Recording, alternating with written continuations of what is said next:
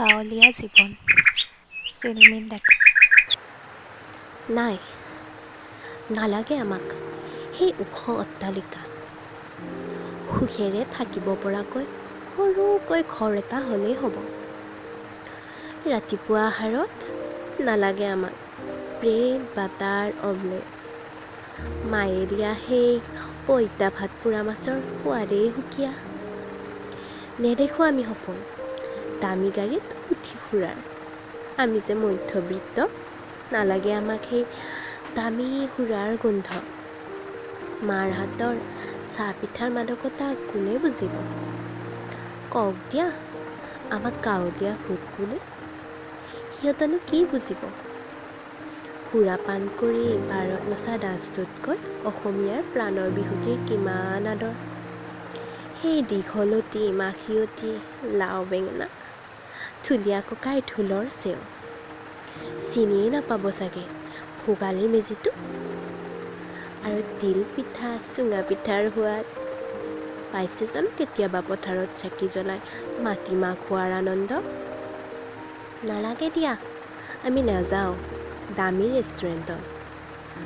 আমাৰ খাৰ খোৱা জিভাই পিজ্জা বাৰ্গাৰ নহয়, মাই বনাই দিয়া সৰু মাছৰ টেঙা জোলখনহে বেছি তৃপ্তি পায়।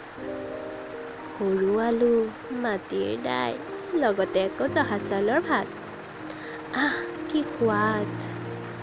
চিৰা দৈ গুড়ৰ কথা নকলোৱে যেনিবা। কৈ জানো শেষ কৰিব পাৰিম দামী ৰেষ্টুৰেণ্টৰ মেনুখনেও ফেৰ মাৰিব নোৱাৰা আমাৰ খাদ্যৰ তালিকা? নালাগে আমাক সৌন্দৰ্য চৰ্চাৰ অত্যাধুনিক প্ৰসাধন। কাষত জাকৈ লোৱা গাভৰু, পথাৰলৈ যোৱা ৰোৱনী দাৱনীৰ সুন্দৰতা চাবহিচোন এবাৰ। আইতাৰ লগত নামঘৰলৈ যোৱা, খুন্দনাৰ পৰা তামোল চুৰ কৰি খোৱা, ককাৰ পিঠিত উঠি ভাওনা চাবলৈ যোৱা। শিশুকেইটিৰ মুখৰ হাঁহিটিয়ে সকলোৰে মন চুই যায়।